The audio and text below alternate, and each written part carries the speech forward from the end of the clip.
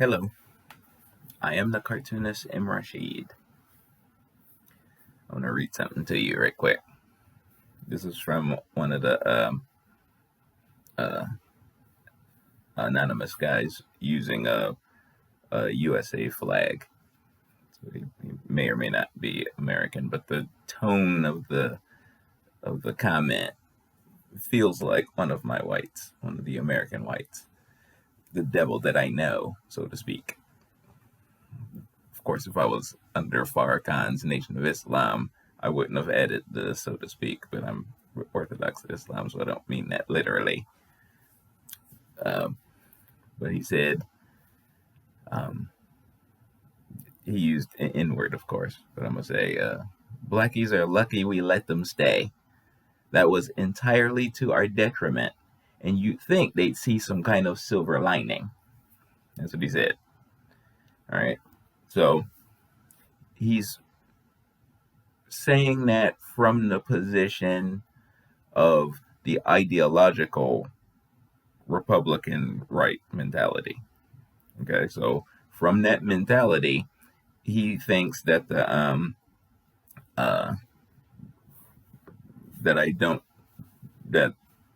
I don't deserve my reparations because the liberals are my friends and they give me everything, and the welfare, he believes in the welfare queen myth that Reagan invented and all that nonsense. All right, so other than that, other than the content of what he's saying being ideologically nonsense and untrue, but how he's saying it actually represents his honesty from his position, from how he sees his world, from his worldview. He's being honest here. You know, it's fundamentally untrue what he's actually saying, but he's expressing it honestly. He believes it. He actually believes it. All right. This is important because that's the space that the 4chan politically incorrect gives them. They like have that anonymous screen, so they say whatever they want to say freely. You know, that's their the draw of that platform for them. Whereas under normal circumstances, in the modern day, they can get their hands slapped for it, for being expressing themselves in the way that they would have expressed themselves with more force in, like, say, 1920. So 4chan enables them to, like, as the name of that particular platform, poll, POL, gives them they could be as politically incorrect as they like. All right. So that's important. It's important to see them being honest, because in the normal circumstances, they hide their honesty behind their code. You saw the clips of Lee Atwater talking into a hot mic, revealing that that plan, that upcoming plan that they were developing to start hiding the raw racist language of the past that they were used to during Jim Crow and slavery, hiding it behind that screen. The encoded language of political correctness that Lee Atwater was talking about. Okay. Not all of them, the white conservative figure, not all of them like that. There's some of them that like live there, and they like live there, like the Trumpsters. They actually live there. The actual Republican as full identity, and that's where they live. You know, Team Rah Rah, and they're all about that life. You know, they are all about that encoded language. Okay, now, the problem with it is Lee Atwater was caught on mic giving that away. That's a problem for them. Okay, and they don't have any defense for it. They don't have any defense. Not any defense that's real. When you point that stuff out to them, their response is to either ignore you and pretend you didn't bring that up, or to just be no, he didn't. That's all they have. That's it. That's their defense to, like, this is code language. Fox News's entire platform, the entire conservative platform, is built around that encoded language. You know, so their giveaways are. Let me give you an example. Uh, let's say you're in an argument with them, and you can see straight through the encoding and see what they're actually saying. They're being just as raw as this dude, but they're coding it in that way. So when you say what it is they actually mean, they'll respond with the letter of the law defense. Did I say the N word? And you can't say I didn't actually say it. Of course you didn't say it. It's encoded. We know what you mean. Well, that's just your opinion. No, that's what you said. Your actions are what give you away. Lee Atwater already broke down and revealed to the world that it does not matter what you say. You say a lot. It doesn't matter what you say. What matters is what you do.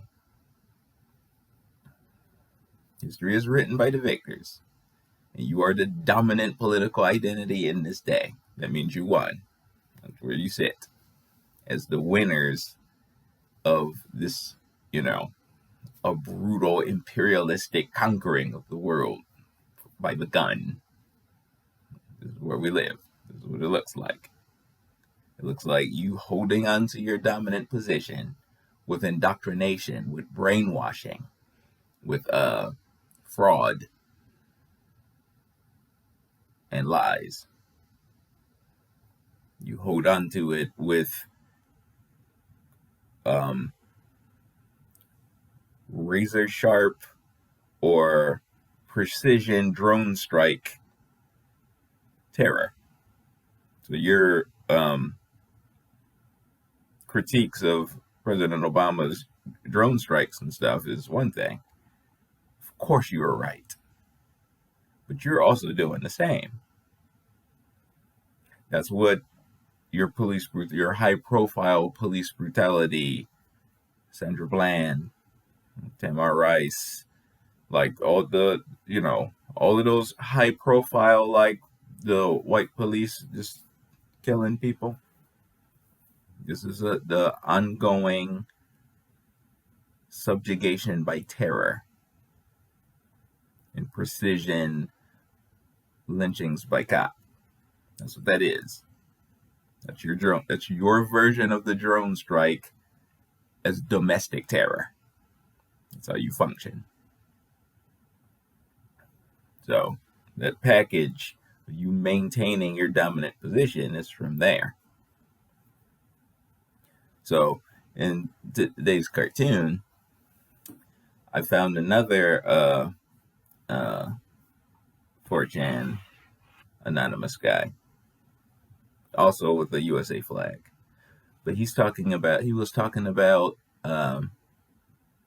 the context of that discussion he was having with someone else was about why people get triggered over the idea of white men just wanting to live the way they want to live as Americans without, freely, with no issue. And, so he broke down the list of, I just want a wife. I want to make babies. I want a homestead. I want a network. I want, like, his last bullet revealed his barbarity. So I'm going to leave that off just to make this point. All right. So what he was talking about is just living as American, from the American dream, from my, blood, sweat, and tears and bootstraps, and work hard, and I get blah, blah, blah, blah, blah, And he's saying it, this is how we do what we do, how we're supposed to be, broke away from the ideologies and stuff,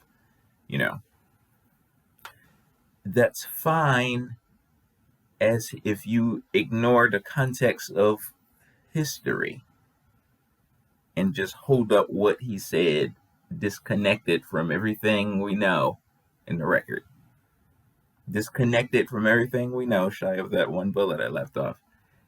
It's, this is normal. This is how we all should be. You know what I mean? Depending on your ideology. But in the context of history, this one doesn't function that way. He doesn't get everything he has from his own blood, sweat, and tears and stuff. He gets everything he has from a history of government support. He is the welfare baby. And he's the welfare baby in a way that self-servingly uplifted him and gave him every opportunity while holding me back. So a big part of his ideology is he's the only human. He's the only actual American, no matter how soon recent he arrived on our shores. He wants all of the benefits of being American just for him. And that's what the one guy was talking about. That's how they feel, and that's how they act in the earth. So all the history of them just stealing the land of black farmers and just doing stuff, and the stuff they do. Like after slavery, I was supposed to be made whole. Everybody knows the 40 acres and the mule concept. I was supposed to be made whole. I was not made whole. They were extremely resentful that I was freed at all. So the myth is that it was just the South, and that the North didn't, the North was on their side and the North was fighting. Of course it was not like that. That's simplistic nonsense. That's the myth. The reality is that the war was not fought to free the slaves. The war was fought to preserve the Union. And when the North, they were losing because the fighting men their heart wasn't in it. The entire country benefited from the institution of slavery. And so what? Let those guys just do it. What's the thing?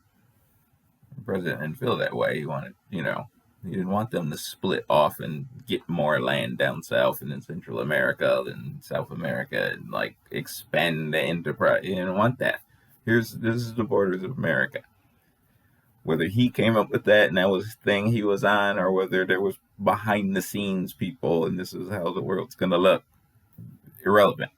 What's relevant is the president said no, they tried to do it anyway, and the war ignited. The people doing the actual fighting from the northern side, from the Union side, didn't want it. And they fought lacklusterly. And they were losing. And in a desperate war strategy, the president said that the black enslaved would be freed if they helped him. So, like Ta-Nehisi Coates said, I quote this all the time because it was very powerful to me when I read it in his the first white president book. He said, "We walked out of the cotton field and picked up a rifle and won that war." So I've embellished it over the years when I quote it. So I paraphrase it as, I walked out of the cotton fields. I picked up a rifle for the very first time. I received resentful, lackluster training from the Union, and I won that war. The war that, like Ta-Nehisi said, gave me the rudimentary freedoms I possess today. I had to do it myself. The war wasn't fought to free me. The war was fought to preserve the Union. The president made a desperate war strategy to bring me in it. Controversial war strategy. Who wanted the slave to have a rifle? Literally nobody except a desperate President Lincoln. They were like, you giving who armed weaponry? Huh? There was compromises made in that decision. They were like, well, they don't get to have their own black officers. We're gonna have to watch over that shit. Pardon my cussing. I promised yesterday I wasn't gonna cuss anymore. So I'm gonna dial it back a little so I can be more mindful. So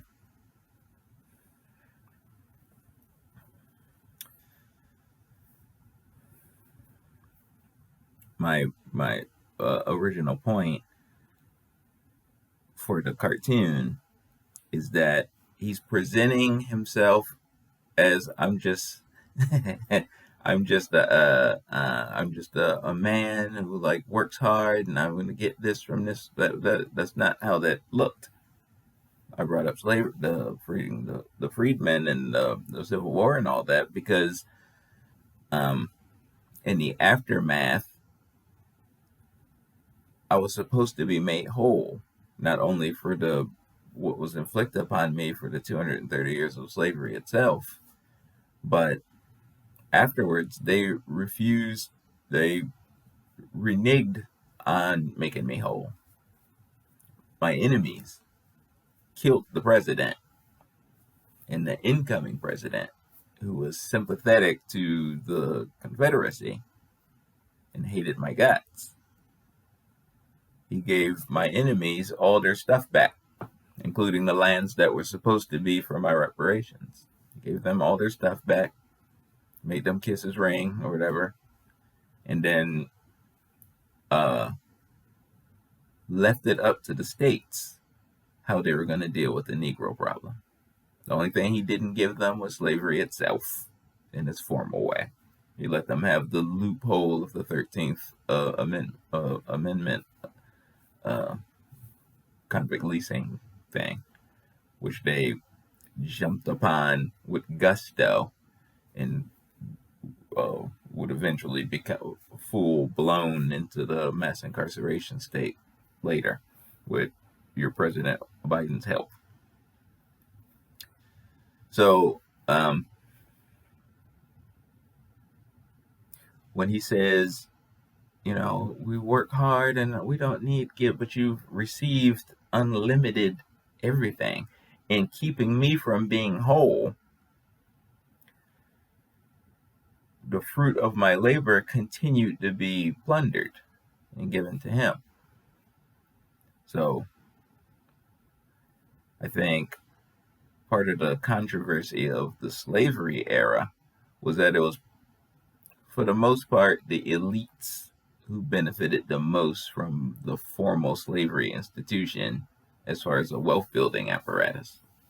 So if you have free slave labor, what do you need the poor whites labor for? To do what? I got free slave labor. Do I really want to pay you anything and give you free land at the end of this contract and all that? Do I really want to do all that if I have free slave labor? That's worth digging into. I'm sure people who are a little more plugged into that stuff more than me are already aware of those answers. I suspect part of the resentments that the whites had came from that kind of relationship with the slave class. So as terrible as it was for me, he felt it was, an unfair advantage that I had, that I got to be a slave, and he didn't want the slave role, but as he still wanted to work for his living, at least at certain classes of them. I referenced Thomas Sowell's Black Rednecks and White Liberals before, so there's a good portion of them that wasn't about that work life. So, but the ones who were, the ones who could, rise up and had a different mindset, they had to compete with free slave labor. And naturally, I would imagine that they're projecting onto me their frustrations in life. I want it to be freed. I want it to be in the markets competing myself. I don't want to be a slave, but you projected trash on me. You know, I think a lot of the way they talk and act and treat me in the modern day comes from those kinds of that kind of encounters and mindsets and the nature of our relationship. You know, they're how they are. It's worth digging into. How they talk to me now online, you could see a lot of like, where is this coming from? Why are you saying this? You know, if I'm being deliberately held back from my potential. You saw me rising during Reconstruction, and then they ripped it down. The other day, I saw on social media somebody referenced Reconstruction, and they called it. They kept saying Reconstruction failed, is what he said. That's how he said it. Or very similar to that. Like Reconstruction failed is what he said, and then went on to make another point about that, about Reconstruction in general. But he put that out there in that way. This stood out to me because this was a black person saying it, but framed in that way specifically, it's a white conservative slur, and it's pregnant with meaning. It's a glyph, as Jack Vance, a meaning, or what's his name, Professor Flynn, his shorthand abstractions. To frame it in that way, it's a white conservative glyph, and it means a very specific thing from the white conservative side. When you say Reconstruction failed in that way, as a white conservative political talking point, it means black people were given a chance to be civilized freemen and they didn't work. They're not like that. They don't have that mental capacity, or like they're built for the animal. They're an animal. That's what that means when you say it that way, because that's where it comes from. Know you this: Reconstruction did not fail. Reconstruction was sabotaged and destroyed to keep me from competing equally in economically with the whites. This is very important. In 1866, the Civil Rights Act was passed, designed to enable the freedmen to have the full package of doing business in America as a wealth building ownership class. That's what that act was for. They came shy of giving me my reparations, but they were like, well, here's everything else. You can build yourself up from here. We'll, probably still maintain a certain amount of advantage, but you could probably catch up or whatever with the promise of the 1866 Civil Rights Act. So the counter to that act was 100 years of lynching, 100 years of terror, because they did not want that. So after that time period of like, how did that recover? It couldn't stay volatile like that. This was like after the economy collapsed from the civil rights. I mean, the Civil War, and I was freed. We didn't have the free slave labor economy anymore, so the country's economies collapsed. So how are we gonna, they tried to use sharecropping and convict leasing in its proto form in those days to hold it back up, but it took a minute to recover. When it did recover, we went from King Cotton to real estate is king. That's ultimately how they would end up recovering. So I brought up slavery because during the slave era, it was mostly the elites who were benefiting from that, from the economy. It was making them wealthy, and that group doesn't believe in competition. They hate it. And I'm sure they hated it then, and they saw like how the country was going and how they would want the country to be of a new society. So the elites, you generally have their own idea of how they want stuff to look with a long-term vision, So, for example, like eugenics and communism and, like all of that, how that looked. Both David Berlinski and Jordan Peterson keep pointing out the blood that flowed during the rise of communism in the 20th century. Like, both of them point out, you keep saying the 6 million deaths for the Jews, like all the time, like it's the thing. There's like well over 100 million people died from the rise of communism. And how come you're not pointing at that? What was interesting to me was this wasn't me that the eugenics and all that stuff was for. Sure, some, but for the most part, those killings were for white people. Those are rival white ethnic groups who wasn't on that program. So what we have today, all these families around the globe that represent the 1%, these are the last man standing from the blood that flowed in the 20th century. This is one group, one colluding, interconnected group who are all on the same page. This was not true before the rise of communism, like during the Civil War and that stuff. It wasn't so. These were, back then, it was genuinely competing sovereign peoples, sovereign nations, sovereign tribes, sovereign, literally competing with each other. Today, this is not competition. You see Putin and them and Putin and Biden on the news and stuff now and stuff. This is not a competition. This is not real. This is a teleplay. This is fake. This is this sibling level childish bickering on a low level. And on TV, it's pretending to be bigger. It's not.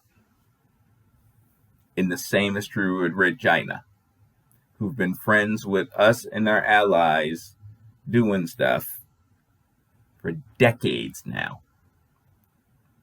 China's not our enemy, but they're a sibling inside of the same group, and they're all like jockeying for like slightly, bigger, tiny pieces of cake. This is not the old days. This is not the old days when there were true competition between the sovereigns in the globe. This is that war of ideology has been won, and there is one man standing. There's one intercolluding group of families who survived that blood from the 20th century. They won it, and this is who they are. These connecting families globally, determining what their pet hemispheres look like. I'm all over the place today, but I had a roll going. All right, so let me go back to at least one of those points and close it up and close it off. So anyway, this cartoon is pointing out that dude, he's saying something, but it's a partial truth. He's saying a certain thing, but it is not for me. He's saying it for his group.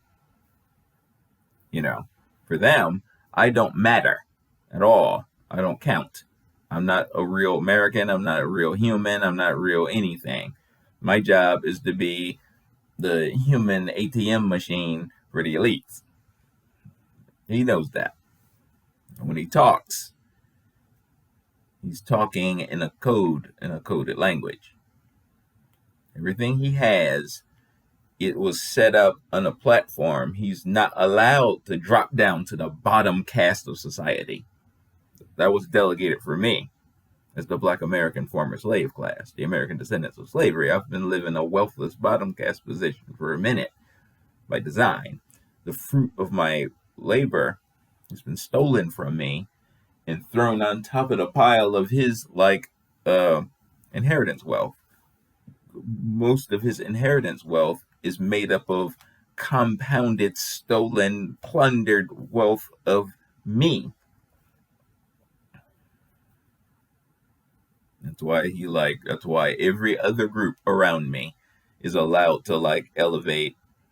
And the biggest insult of it is they using my civil rights model to do it. They're using my protected class language that my slain leaders invented for us. They appropriated it, used it for themselves. The other day I mentioned who the most successful of the dominant political identity is. He's not only the most successful one who walks in the earth as a white man, as a white family, but he also double dips as a protected class using my civil rights model. So he is both the most successful white of the most successful top tier of the white racist aristocracy, and he is at the exact same time a manufactured protected class. Double dipping. And got away with it. Because why not? So what that means is, because he got away with it, and he's not even the first one. That's not even the first one. The first one is the Dawes Rolls, where you get to be white and a manufactured protected class. That was the original model in its raw form. But then once the civil rights started, and they were shoulder to shoulder. You saw your boy Bernie's photos. When you're shoulder to shoulder with my slain civil rights leaders, and y'all are putting together policies. How can we okay, we got the civil rights 1964 in place. So now how can we take advantage of it and make the Black American former slave class a protected class in the wealth building markets so that they can finally be whole and be okay? He was right there with them, side by side, shoulder to shoulder, helped craft it.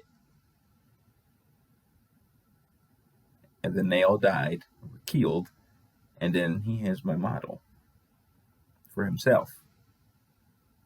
And now all my rivals in the Democratic Party are using my same civil rights model for themselves. And I'm like, where's my protected class as the Black American former slave class that was for? I was already told, I was already stripped of it the first time when you slew the President Lincoln, and his successor came in and gave my enemy all that stuff back. And then he handed me over to the worst creature on earth to abuse and lynch and attack, and reduced me to second-class citizenship. Stripped my freedom, my status as the freedman down. Now I'm second-class citizen again. And when he talks, he said, N-words, blackies are lucky we let them stay. That's what they talk to me. That's what they say to me. When they're being honest. When they're no longer trying to be politically correct and no longer right for the cameras and all that stuff. When their full barbarity is on display as my enemy on the battlefield of the Civil War. You read the Constitution of the Confederates and what it sounds like. what they think of me. None of that's changed. These are the descendants of the Confederate sons and how they sound when they talk about me. That's what 4chan sounds like casually. So,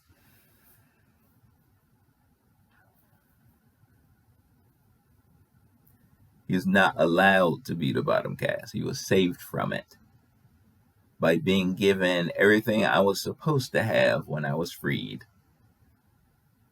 And they gave it to him because they muscled their way in. We don't want to compete directly, evenly, equally in the economic markets with the former slave class because you might surpass us. You might surpass us. And then the baton of rule will change. And they're terrified of that concept. They not only don't want to lose their dominant, lofty position, but they don't want to find themselves in the uncomfortable position of dealing with some kind of karma for the last 400 years. They don't want that. Just the suggestion that I'm finally get what I am due. I just want my reparations and be equal in the markets. Just saying that part alone, and they go into a panic and act like you said revenge on all honkies or whatever. That's how they respond to like I just want to be stop doing this to me. Give me my reparations. I'm be in the markets with you competing equally. Just saying that, and they just in their mind they hear kill everybody and put whites back into slavery for revenge. That's what they hear when I'm just saying, so I just want to be okay. You see the Stop Asian Hate thing, the bill that they signed into law for them. I need to be a protected class because it's long overdue. I'm the one that I was the slave that you used to build this country, to build our great wealth. I was literally the property combined worth more than all the country's other assets, enabling all others to build their wealth. Now that I'm freed, I deserve to be made okay. I deserve that. I deserve to be the elite in America. You should show up and treat me the way the highest ranking member of the white race's aristocracy behaves today. He's literally walking around in my elite protected status that I was supposed to have. How did he get it? America didn't shove no 6 million people in no ovens. So how did he get my status? Cheating. That's how. Because that's how y'all roll. The aristocracy communicates with lies, cheating, deceit, fraud, etc., etc., etc. So when Michael Jackson's song came out, and they like, "How dare you?" and Michael felt the pressure and like to re-release the song without their slur.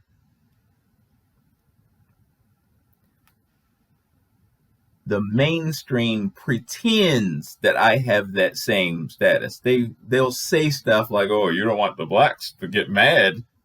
I don't have that protected class status. I don't walk around like that. Yeah, you're just pretending that I have that. I have none of that. But as the hashtag ADOS Advocacy Foundation rises, in God's name, I will have it, inshallah. I will have it. But as we stand right this second, I don't have that. Pretend to. So you can continue ignoring me and like dismissing my reparations demands. Yeah. So that's what that cartoon represents. It represents his half-truths talking to like minds and casually dismissing me. Because he will never be the bottom caste because he set up the system for the economic floor so that white people won't fall down there. He is the welfare baby. He is the welfare queen.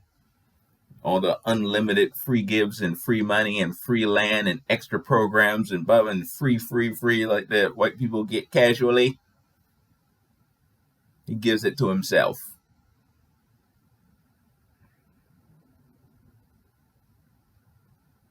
That's it. I was gonna stop cussing. I couldn't tell if I was cussing just now. But all right, so I'm done. I at least wrapped up at least one of those points. Peace.